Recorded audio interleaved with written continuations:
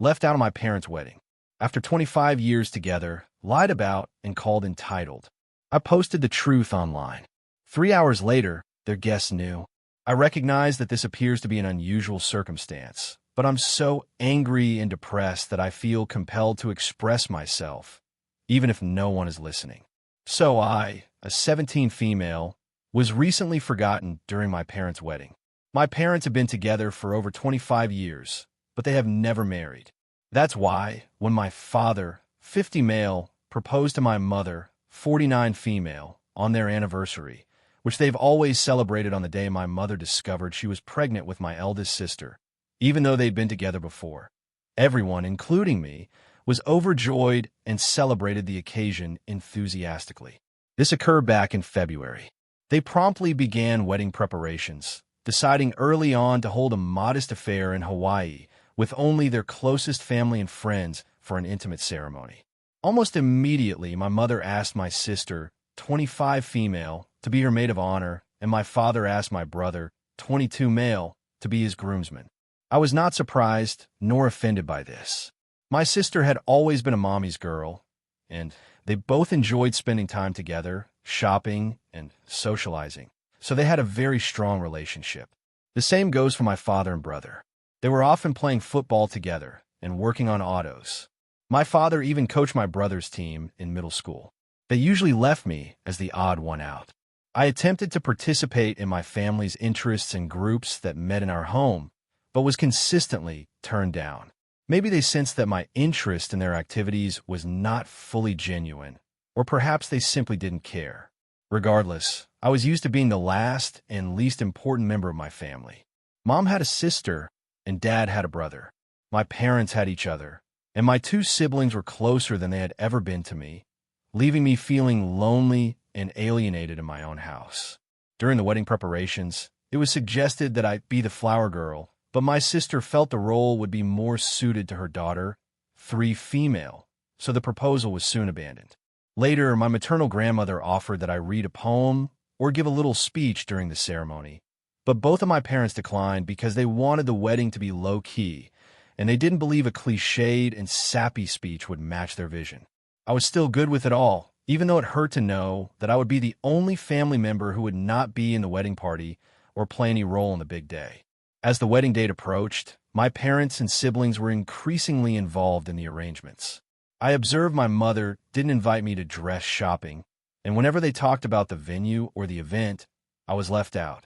I decided to wait and see if they'd notice I wasn't involved at all. So, I remained silent, waiting for them to ask me something, anything, about the wedding, but that never occurred. The wedding was scheduled for 3 weeks ago, toward the end of August. My mother casually inquired if I had my luggage ready the day before our trip, because we couldn't be late for the airport. I honestly informed her that I had not prepared anything. She looked perplexed for a moment before snapping at me for being unprepared. I immediately asked her if I had a ticket, and her face turned pale. Yep, they hadn't even purchased my ticket, and I'm not sure if I had a room or other arrangements once there. Even though I was the only member in my family without a steady income. I work as a part-time babysitter. My parents had purchased first-class tickets for my siblings and a couple of other friends attending the wedding, but had forgotten about me. My mother told me not to worry about it, and that they could just find me a cheap airline ticket at the last minute. But I merely responded by asking her, so, do I even have a dress for the ceremony? She went with my sister to buy hers and all of the other female guests months ago, but I was not included. That's when my father stepped in and encouraged me to suck it up, saying I'd never been a girly girl and could wear whatever I wanted. This irritated me because while I'm not the most feminine girl on the earth, I would have liked to be a part of my parents' wedding, and it was about how I'd been excluded from virtually everything for months. We all got into an argument with them calling me entitled and accusing me of making myself little on purpose so they would forget about me, as if that is a reasonable reason to ignore a child. They ended up warning me that if I kept this attitude, I might as well skip the entire event. I replied with a defiant fine and went to my room. The next morning, they all departed for Hawaii without me. The ceremony was tiny but They all shared numerous photos on Instagram and Facebook about how amazing and magical the entire week was. People noticed I wasn't in any of the images and questioned my parents why. They responded that regrettably I had caught CO before the trip and had to stay behind. My blood boiled at this. I'm not sure why this was the final straw for me, but it was. I decided to take a COVID test and posted a picture of myself holding the negative test with the caption, "Not sick at all, just forgotten." I tagged everyone who had questioned my absence from the trip and the wedding, as well as everyone invited to attend. I also mentioned in the comments that my parents had completely forgotten about anything relating to me until the day before they left, and that they had uninvited me. Most people supported me, but some couldn't believe it and assumed there was more to the tale than I was telling. One thing is certain: I destroyed my parents' wedding, and my revelation overshadowed their special day. At first, I felt rather proud of myself for standing up on my own, but after a storm of texts from my family calling me every name in the book, and then when they returned, passionately blasting me for my childish behaviors and spoiled conduct, my pride rapidly faded, and I began to feel terrible. I despise my family and loathe being in this house, but I am a minor and cannot leave just yet. I do believe I could have handled the matter better, and I am now so depressed that I am questioning everything I did, from not speaking up earlier to how I exposed them. I also feel bad about the lack of connection between the rest of my family and me, and I wonder if I could have done more. So, am I an a-hole for wrecking my parents' wedding when they forgot about me? Here are some of the OP's comments. Commenter: not the "Can you move in with grandma?" Their track record of rejecting you anytime you attempt to cooperate with them suggests that this was not an isolated incident. It's as if they don't consider you family. If you have somewhere to go, no judge will force you to return to their home at the age of 17. Get your stuff, take your documents, and leave. OP, hello, and thank you for your comment. I would prefer to live with my grandmother, but I am starting college soon. I was able to arrange for it to begin later in the school year, and my school is in the same city where we live, but my grandmother lives in another state, so I'd have to quit to leave. I have no other relatives here, only friends, and I don't want to be in imposition. Grandmother and other relatives. Up. My grandmother was unable to attend the actual wedding.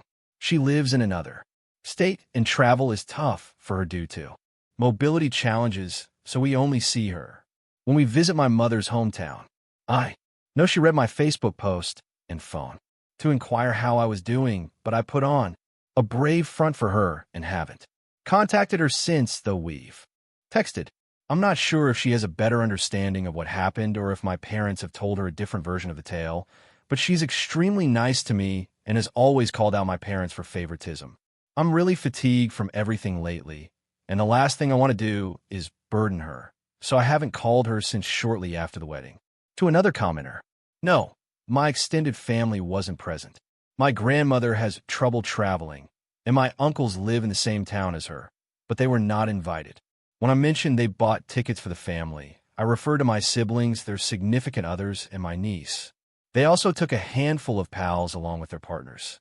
In total, I believe there were 13 people. Any idea why they ignore you? OP, I have no idea, except that they're incredibly close-knit amongst themselves, and I don't appear to fit in. I've never enjoyed the same hobbies or activities as them. I'm an introvert that enjoys being at home, watching movies, and reading books. Meanwhile, both of my parents enjoy being the life of the party and frequently arrange gatherings at our home for their friends, which my siblings also enjoy. I was shy as a child and would always hide in my bedroom or basement to avoid people. Although, as I grew older, I became more involved in these events, although my parents didn't seem to mind. That is the only explanation I can think of for their actions, but I still don't think it's adequate. Response: if it's real, could Opie be an affair child? She's quite a few years younger than her siblings, and it would explain a lot. Opie, I have no idea about that. It's something I've never considered. I believe my parents have always been a close couple who spent a lot of time together and appear to be quite happy. Therefore, I doubt my mother would cheat. Response: first-class tickets for the wedding party and other guests, but not their youngest child? How is this even possible? Then they don't fix it by getting you a first-class ticket, but an economy ticket because it is cheaper?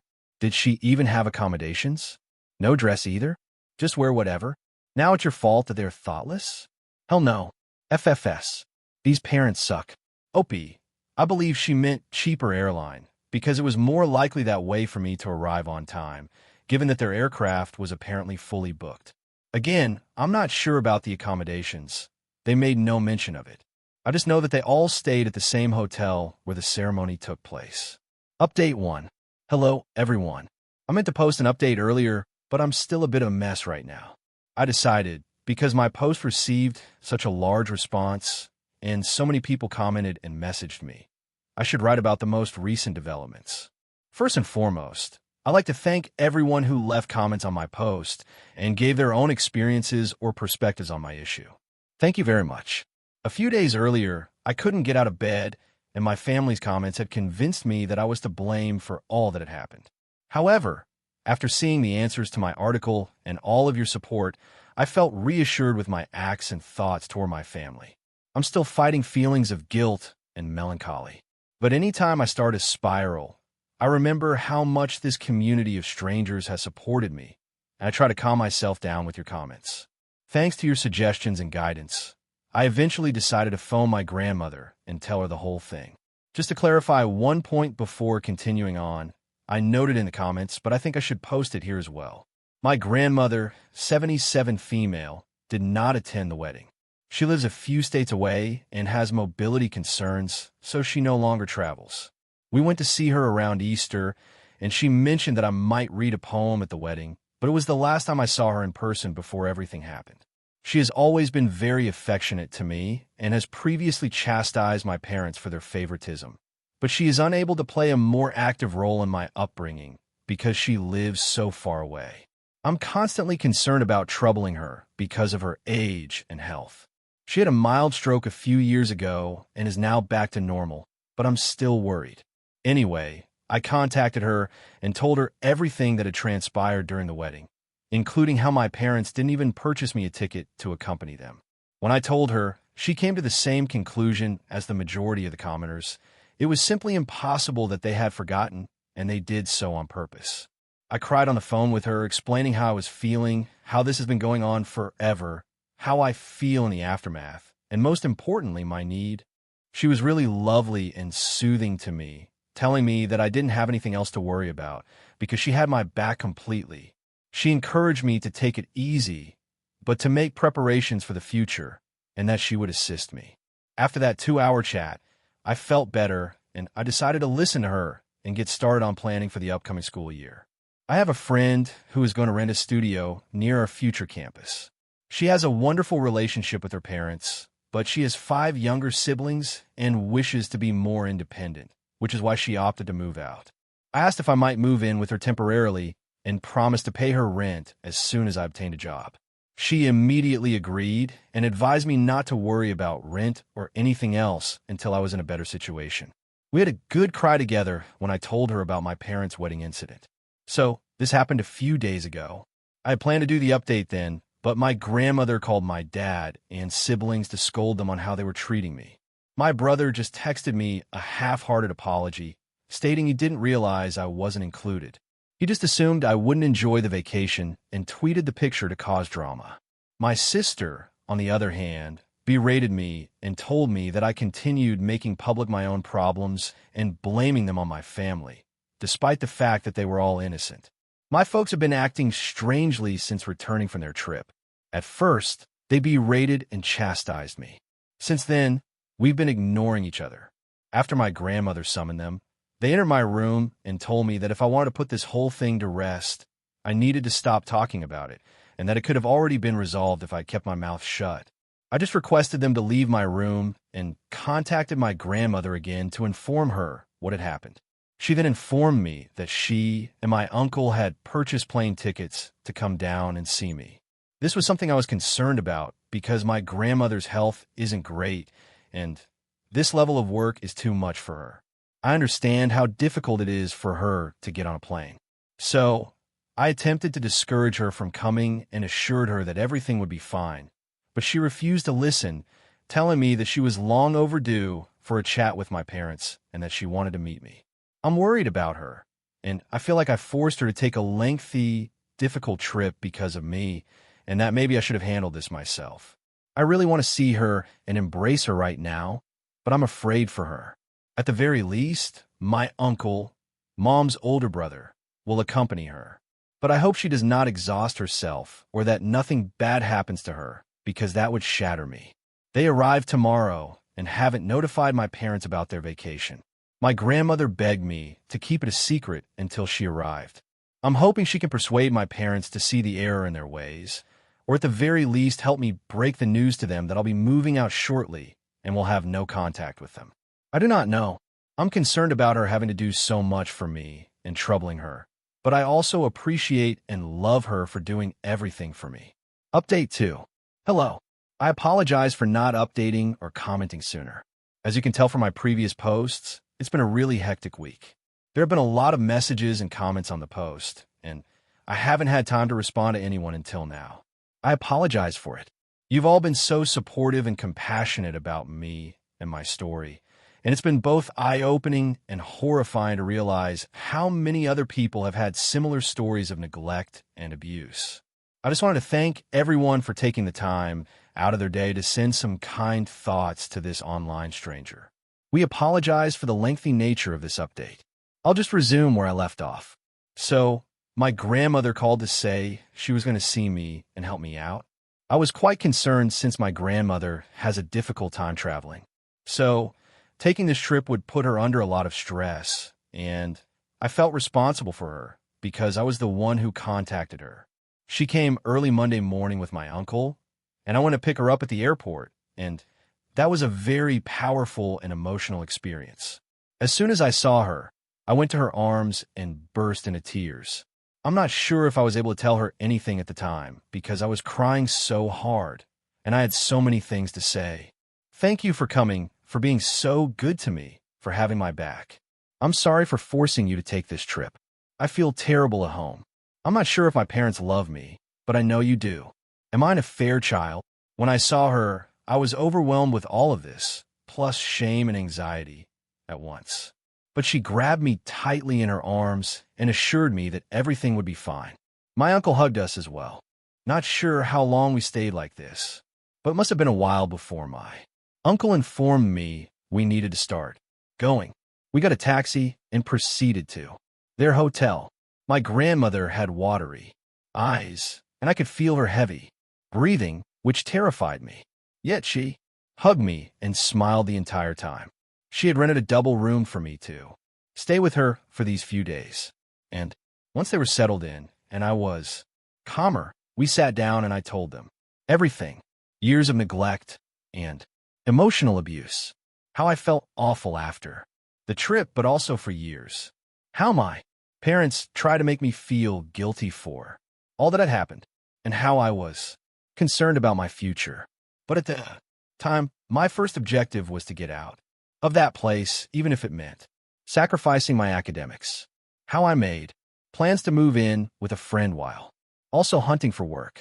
I told them about this post and how some people assumed I wasn't a fair child and how I was beginning to doubt that as well.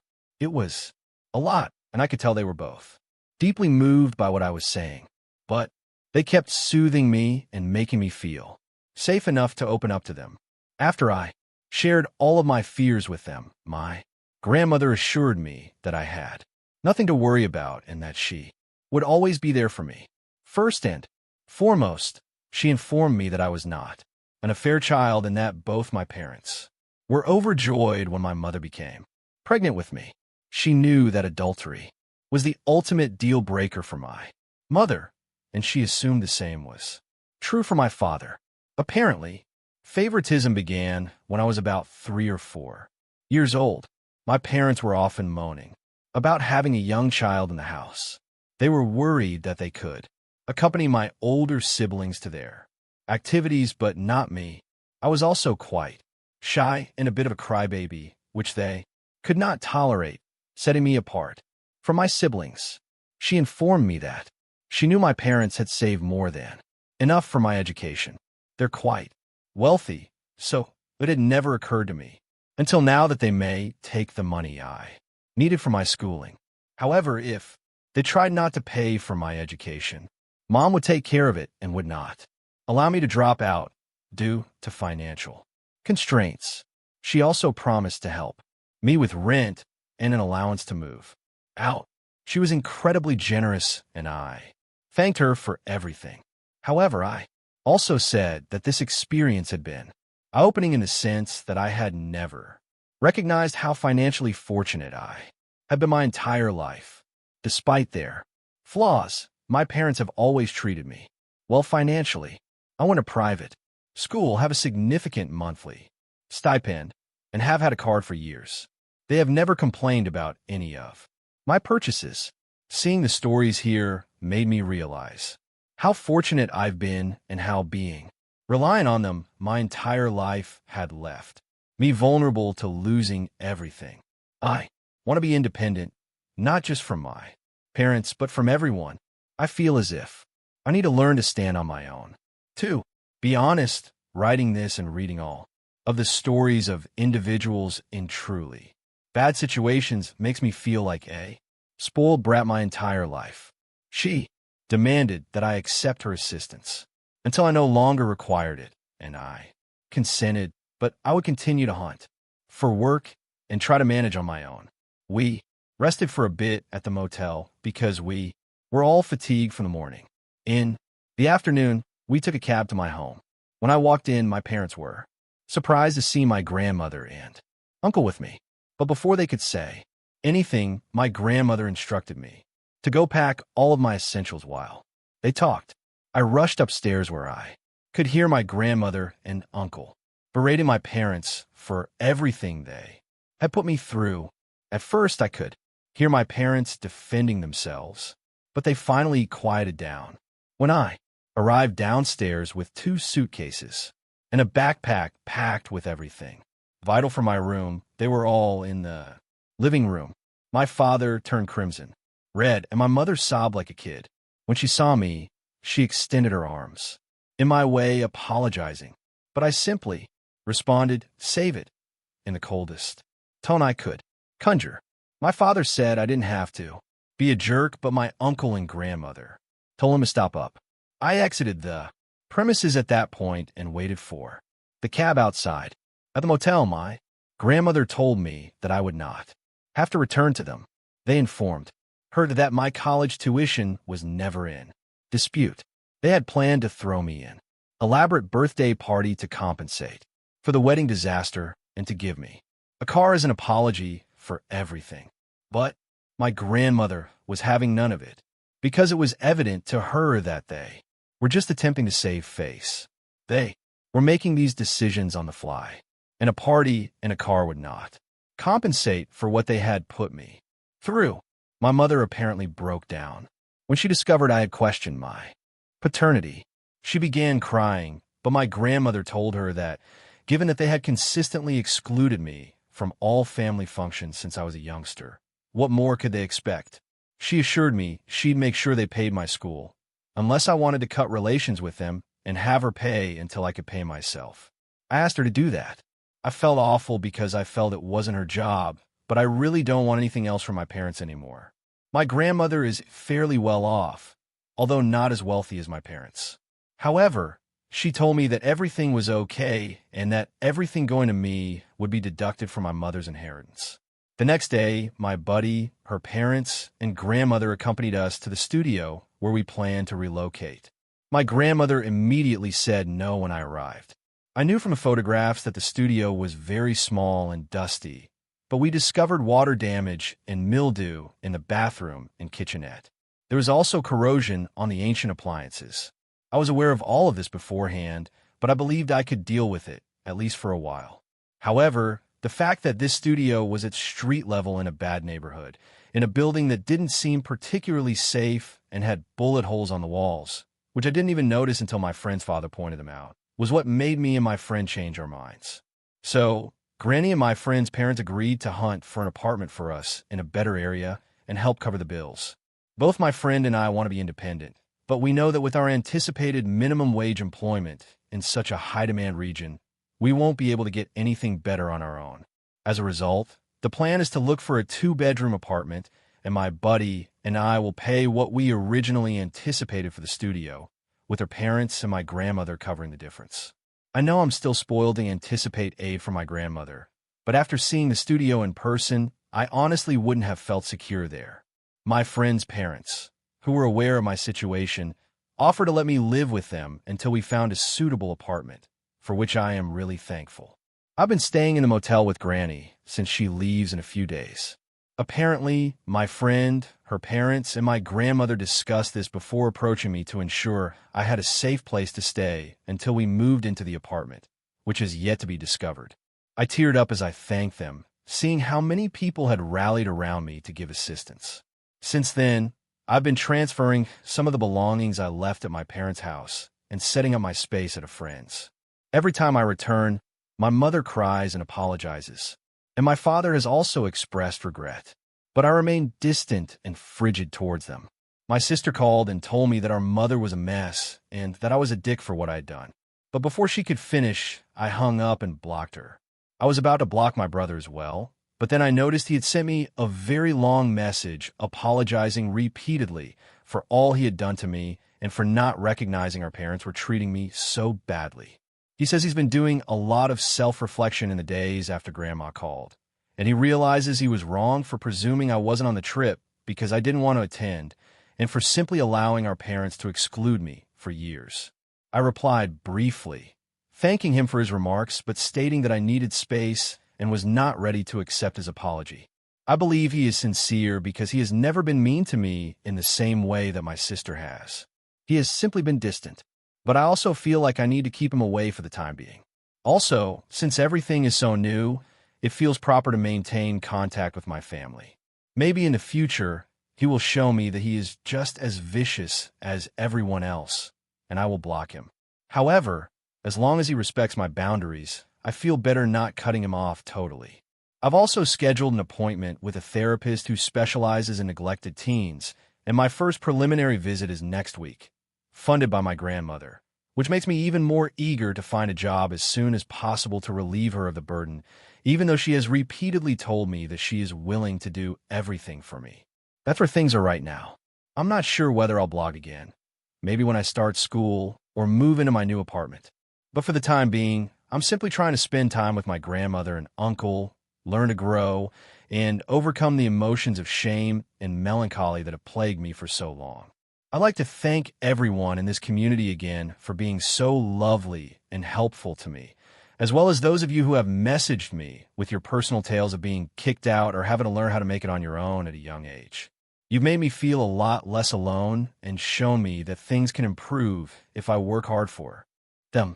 I feel lucky to have such a wonderful support system in my grandmother, uncle, and buddy. But you're all right. Reaching out has been the finest move I could have made. Opening up about my sentiments to those that love me, as well as all of my internet pals, has truly saved my life. So, thank you. I'm more grateful than words can express. OP's comments. Commenter, I'm curious. What did your folks say when you returned to recover your belongings? OP, every time I've gone there, my mother has cried and said, I'm sorry again. I haven't spoken with her, so she hasn't brought up specifics. I also have not given her a chance. My father has largely remained silent, staring at me whenever I enter and depart. However, when he apologized, he used the phrase, I'm sorry for everything, rather than mentioning any wrongdoing on his part. I'm not sure if they're startled by what's happening right now. I am overwhelmed and haven't had time to comprehend it, or if they don't believe they have done anything wrong and are simply acting for Grandma. I don't know myself, so I can't really respond. Commenter, don't cut off your nose to spite your face in terms of college funds. Your parents are responsible for paying the entire bill. Don't burden yourself with that expense when they can cover it. This is the least they can do. OP, My grandmother has previously told me that it is unacceptable for me not to attend college because my parents would not pay, and she will not allow me to acquire a student loan. I asked if she would co-sign, and she flatly refused, saying she would rather pay herself than see me upset about the money. I will not endanger my education for my parents, but since I have the choice of having my grandmother pay, that is what I will do, because I would rather not get this money from my folks. Knowing them, they would hang on to this truth for the rest of my life as if I owed them. I'm incredibly fortunate that my grandmother will take care of things. I feel as if I don't deserve her. Commenter, I hope you're not feeling guilty about coming from a wealthy family. Opie, you aren't pampered. You appear to be more self-aware than many other people from your background. Working and living independently from your family will allow you to explore the world. I honestly don't believe you're a pampered, affluent child. Working for what we need and want can help us build our character and teach us a variety of skills, including how to deal with tough people and situations professionally, the value of each hour and money earned, teamwork, societal institutions, and more. I'm glad you have a safety net with your grandmother. Don't listen to anyone who would judge you for it. Many of us are living hand-to-mouth and paycheck to paycheck, and I would not wish that on someone starting out in life. If you ever want to provide an update on how things are doing, I will surely read it. Thank you for sharing such a terrible time in your life. Opie, I feel more sorry than angry about my background and how naive I've been my entire life to all of my advantages. This self-awareness that you mention is something I've learned in the previous few weeks. Because when I first battled with my parents, I didn't think about money or how I'd support myself. That has always been a given for me, which is good, since I am not yet 18. But after posting here and seeing posts from people who have had to deal with the financial consequences of being neglected, cutting off their family, or leaving home at a young age, I realized how out of touch I was. I'm angry for all the other Redditors who haven't had the same opportunities as I did. And I'm angry at myself for being so casual about money and privileges that I believe most people do not have. I want to be self-aware enough to thank those who are assisting me and appreciate what they are giving me. In the future, I want to be independent while also being aware of how difficult it is for other people who did not grow up in a 5-bedroom house in an expensive neighborhood with private school and all the other benefits I've received. Update 3. Hello, everyone. It's been a while, and I apologize for not responding to messages or providing an update sooner. I've been quite busy, and I'm trying to detach myself from everything that has occurred to me. But I'm back with an update on how things are going in case anyone is interested. To continue where I left off, I relocated to a friend's house when my grandmother visited me, and we were able to stand up to my neglectful parents. My grandmother and uncle left just a few days after I last provided an update, and it was a very sad time for us both. For the first time in my life, I felt safe and loved by someone in my family. I'm sure there have been times in my life when I didn't feel so sad and alone, but that week with my grandmother made me feel as if someone was always in my corner. I will be eternally grateful to her for being there for me. After she returned to her hometown, I moved into my friend's parents' home while we looked for an apartment. She was already working as a private instructor for small children and helped me secure the same job. So we are now coworkers. The position is fantastic, and the income is reasonable for a first job, so I was overjoyed to be hired.